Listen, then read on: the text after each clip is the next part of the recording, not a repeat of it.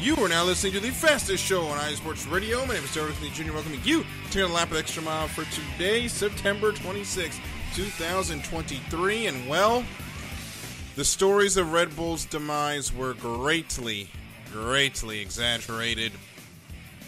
NASCAR is heading to Talladega, and we've got some news on the 2024 schedule. So if you're listening live, make sure to get your comments in. We will read them as we go on. Not sure where my co-host Michael Ward is this evening, but we will truck right along. Hopefully he will join us as the show continues. So if everyone enjoyed the racing weekend. As far as major racing that was going on, we just had the Japanese Grand Prix and the NASCAR race at Talladega. At Texas. We will start with the race at Texas, and this is what I will say about NASCAR racing and this track over the last few years.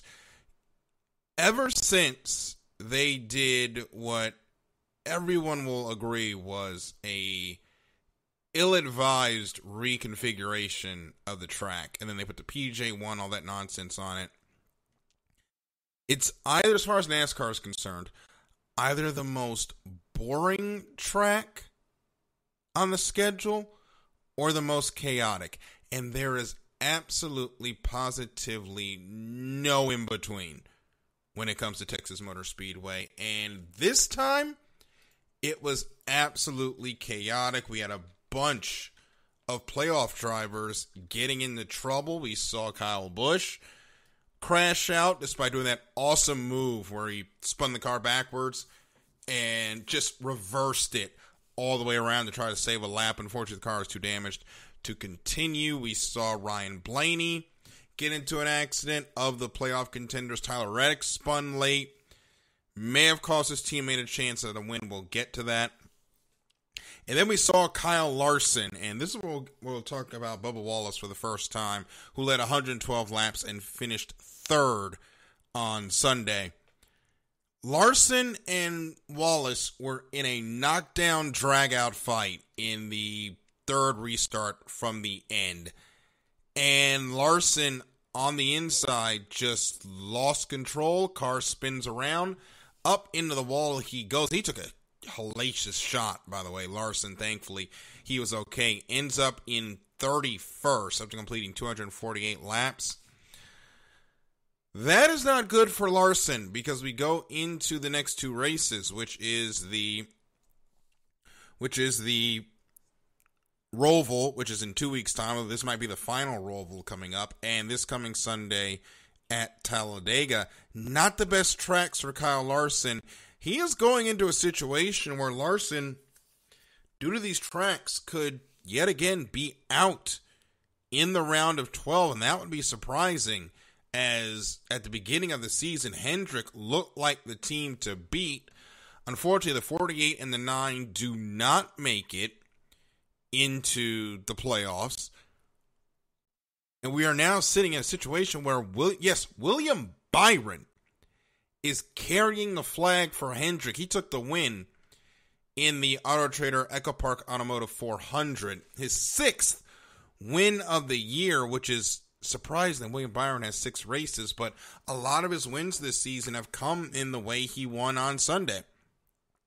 Just had the opportunity on the final restart of the race, made his way up to the front, grabbed the win, and got out of there with the win that you might say somebody else deserved. And I know Bubba Wallace beat himself up for what he did. He went to the outside, had Byron to his inside, could have risked pinning Byron to the white line, but I understand why he let him up, because you do not want to take the chance that that car on the inside is going to spin up and into you. And remember, Bubba Wallace is last in the points.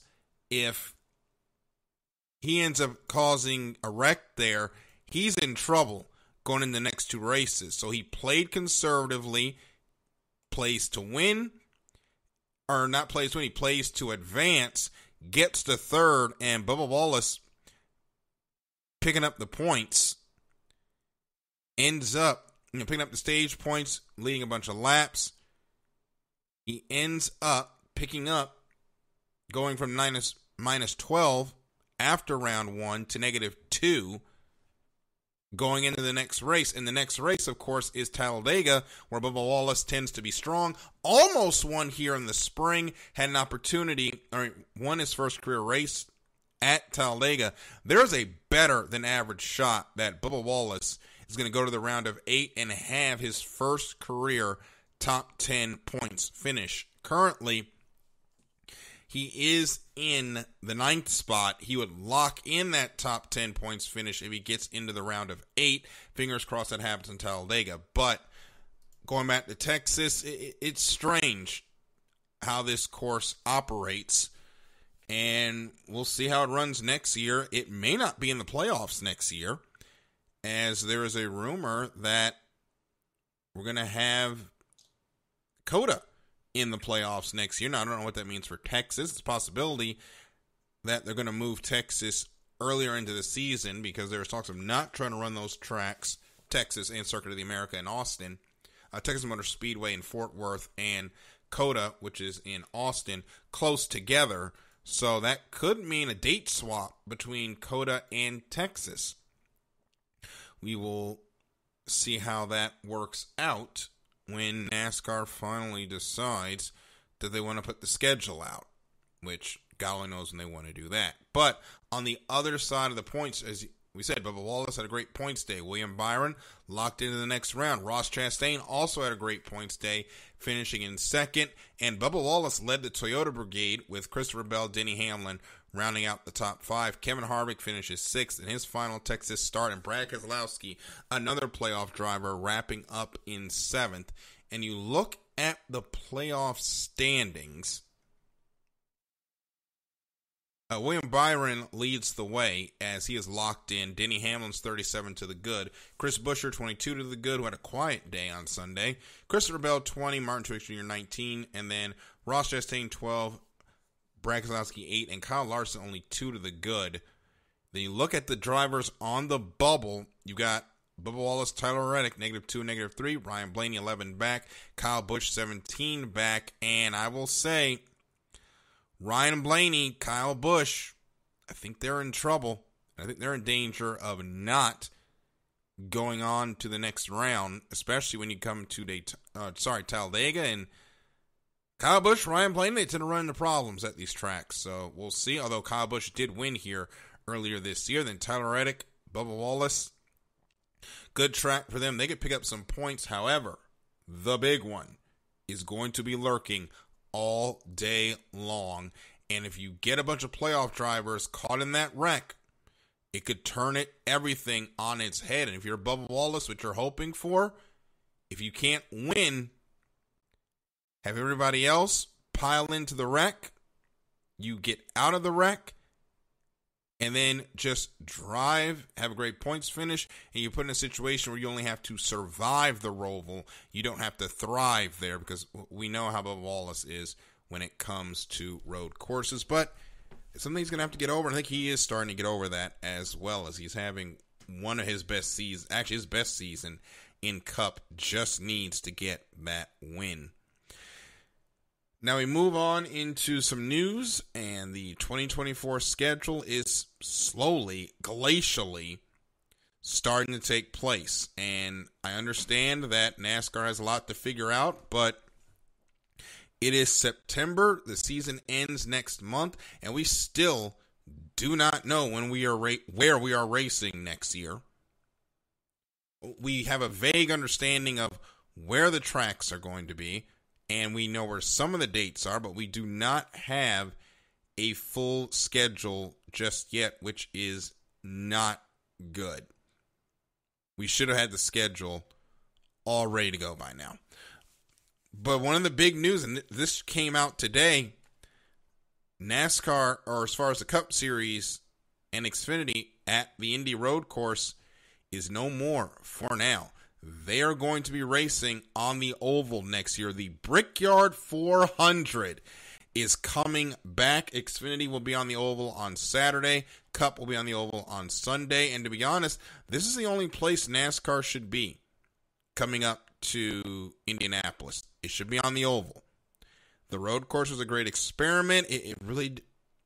It didn't really, from when it looked, bring out more fans. We have to understand that place can fit 250,000 people. 100,000 that NASCAR is probably going to draw nowadays, it's going to look pretty empty. The issue is, can the race improve? We know what happened that killed the audience at this race. 2008, they had the tire issues.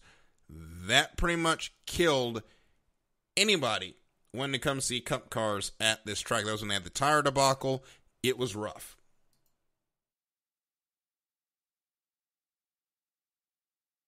But going on next year, they did a tire test already. I imagine they will have another tire test with the next gen. And we know how well this car runs on big, wide circuits. And this is a 2.5 mile track. Yes, it is flat, but those straightaways, you can pick up a lot of speed. There's going to be a lot of passing. I think you're going to have a great race next year with the Brickyard 400. We're fingers crossed that that is going to happen. In other news, there is talk that North Wilkesboro will be repaved and we will go back there as the all-star race next year.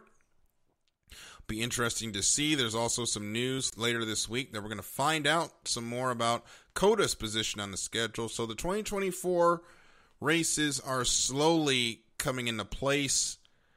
I wish they were coming into a place a lot faster, however. But we're going to take a break. When we come back, we'll get into Formula One. And we did a lot of talking about Red Bull yesterday, or last week. I think they heard us. We'll talk about that on the other side of this break here on the Extra Mile on iSports Radio, your direct feed for all that is sports. Hey yo, what's up? It's your man Bishop, the voice of This Is KC Sports, the show where we go over the Chiefs, the Royals, KC Current, Sporting KC, MU, and oh yeah, if we got time, we'll even throw in some of that KU stuff from my people on the 913 South. Come and hang out with us every Sunday, 2 p.m. Central Standard Time on IE Sports Radio, your direct feed for all that is sports.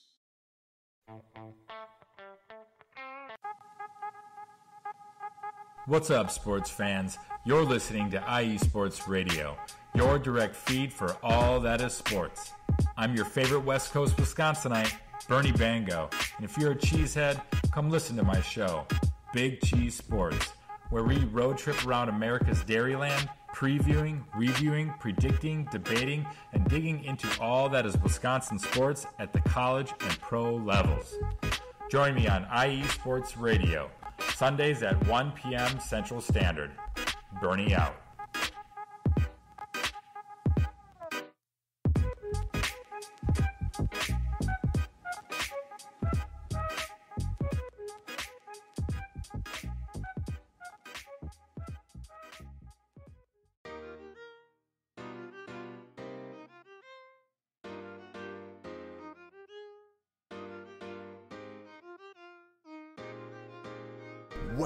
Well, what is up, Carolina Nation? This is John Felipe of the Carolina Cast, of course, the podcast of, by, and for the Carolinas, right here on IE Sports, your direct feed for all that is sports. And I'm reminding you to tune in Fridays at 7 p.m. Eastern for the latest in Carolina sports, whether it's the Panthers that keep on pounding, the fly natures of the Hornets, the storming Hurricanes, the battle of the Blues with Duke and UNC, the fight of the Clemson Tigers, or the amazing atmosphere of any Carolina college. I'm talking App State, I'm talking ECU. I've got you covered. Once again, tune in for the Carolina Cast with me, John Felipe, Fridays at 7 p.m. Eastern Standard Time, right here on IE Sports Radio, your direct feed for all that is sports.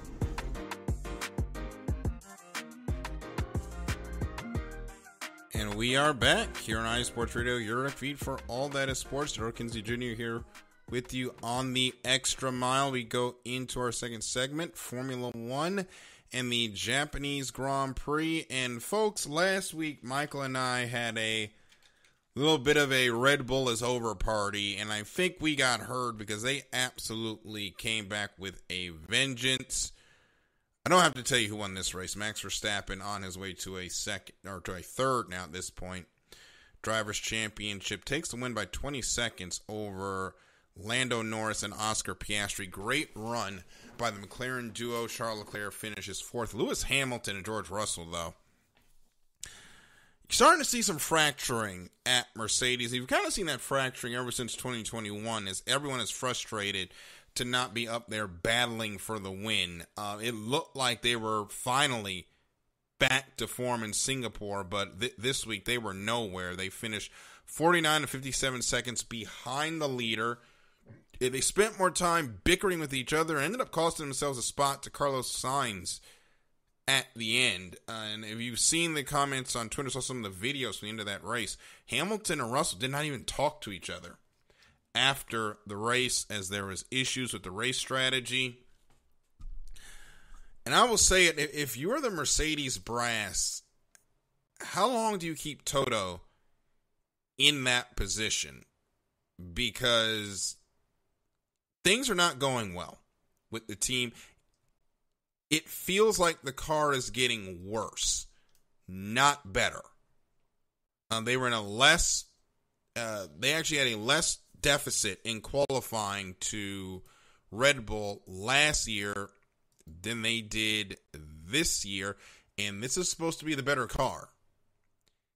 And it's performing even worse. That is a problem. It is probably time for a change in leadership at the team. It is honestly disgraceful that they're still running this badly 2 years on. Now you're hoping that you get it right for 2024. If this car is not right in 2024, I think Toto Wolff has to go. Because at this point, you've given him 3 chances to get back to the mountaintop, and it is clearly he can't take you there. That's how I feel about it. But as far as Red Bull, I mean, they're going to do what they're going to do. And unfortunately, it's starting to harm the sport. As Motorsport.com came out with an article, and the social media reach has gone down for Formula One, and the interactions have gone down, mainly because it's not an exciting season this year. It's not like 2021. And you could blame fans for being fair weather or what, but if you're trying to grow a sport, you have to have a compelling championship. And right now, they do not have a compelling championship in Formula One. It is just Red Bull out there doing a test session. And it was the same when Mercedes was doing it, unfortunately. And it was also the same when they were out there and Ferrari was doing it before then. But this cannot continue. They've got to do something to improve the racing. My thought about it, unfortunately, and a lot of people aren't going to like this, they need to go the IndyCar route. It needs to be a spec series. You need to put everything in the hands of the drivers, because right now it is a great engineering challenge. It is not a racing series because there's not real racing. It shouldn't be. The reason that Singapore was being talked about so much as such a great race is because the usual suspects weren't 50 seconds up the road. And if we had things like they were in Singapore, if that was the whole season, you'd have a much better year. But you're trying to get this done with everyone designing their own cars, and it's not working. Because one team makes a car that's just better than everybody else. And look, Mercedes benefited from that, but like I said, when I was doing this show, and we were getting into the doldrums of Mercedes domination, it's not fun when you're not being chased. When there's no one competing with you at that top step, it's not fun. Some of those best Mercedes championships is when they had a realistic battle with Ferrari. In the years that Ferrari was tripping over themselves, it wasn't fun. And it wasn't exciting because we didn't have anybody to fight. And right now, Red Bull has nobody to fight. And it just does not make it fun at all. But we'll see what they decide to do. Max Verstappen again takes the win. On the other side, poor Sergio Perez. 2024 might be his last year in that car. He has a DNF. He runs into Hulkenberg, has a DNF. They un-DNF the car and send him back out, and then re-DNF him. Apparently, they were trying to get around a potential penalty or grid spot penalty coming up in Qatar. But just, has anybody's star in Formula One fallen off quite like Sergio Perez? At the beginning of this season, we were talking about him as an actual competitor to Max Verstappen. Now, we're talking about whether or not he's going to keep that ride. That is how far he has fallen. Valtteri Bottas only makes it 7 laps. DNFs. Logan Sargent yet again runs into somebody. DNFs, a double DNF for Alexander Albon. Drivers that are struggling. Sergio Perez right along with them. That is tough. That is tough for him. I will say that. So currently in the point standings when it comes to Formula One, Max Verstappen has 400 points. Sergio Perez has 223 points. More than likely, when we come back next week for Qatar, we will be talking about championship scenarios for Max Verstappen because it is getting late. And at this point, Max probably doesn't even need to finish in the top 5 to get it done to win the championship. And that is about it for Formula One and the Japanese Grand Prix. However, there is still some good news as Andretti looks to be the last team standing, and there are rumors starting to persist that soon there's going to be an announcement that they are the 11th team. However, what type of concessions are they going to have to make for the other 10? Because the FIA has stepped up, and they have said that they want this team. For whatever reason, Formula One the Formula One teams have been staunchly against it to the point that it's starting to seem less like they're trying to get a new team and more like they're just trying to extort money from whoever they decide to bring in, and they are really edging close to ending up in a situation where they could end up with an antitrust suit.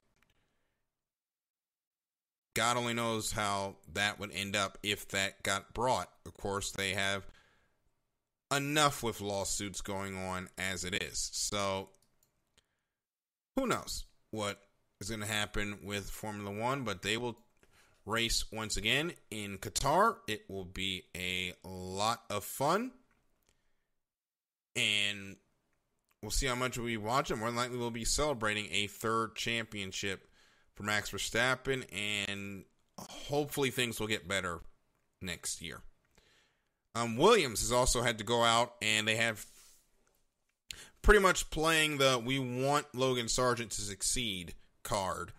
There's been a lot of conversation about him because, frankly, something has happened, and Logan Sargent is just driving over his head. He's caused far too many incidents. He's gotten into it with a lot of folks, and unfortunately,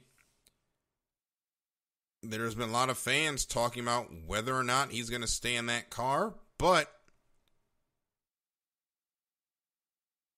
folks have come out or Williams is coming out and say, no, we want Logan Sargent here. I'm assuming that is a message to keep or to get Logan Sargent to just calm down and focus on getting better, because it seems like somebody has told him, look, you're about to be out of that car, and I don't think that is the case, but we will see what happens as we'll go into what's happening this week. We'll go quickly to nearest the win before we wrap up. It'll be a little bit of a shorter show today. We just have Talladega, and to be honest, I'm going to take Bubba Wallace to pick up that win. He is good at the super speedways, and I think Bubba is going to get himself into the round of 8. So it's going to be a shorter show tonight. I do not know what happened to my co-host, Michael Ward, but if you do want to get at me on Twitter, it will be at DKJunior12, and make sure you keep it locked to our social media pages on Facebook, Instagram, and Twitter, and the iSports Radio pages on Facebook, Instagram, Twitter, and TikTok as well. Well, that'll be it for this truncated edition of The Extra Mile. I'm Darrell Kinsey Jr. Thank you so much for listening. We will see you at the next green flag. Good night, everybody.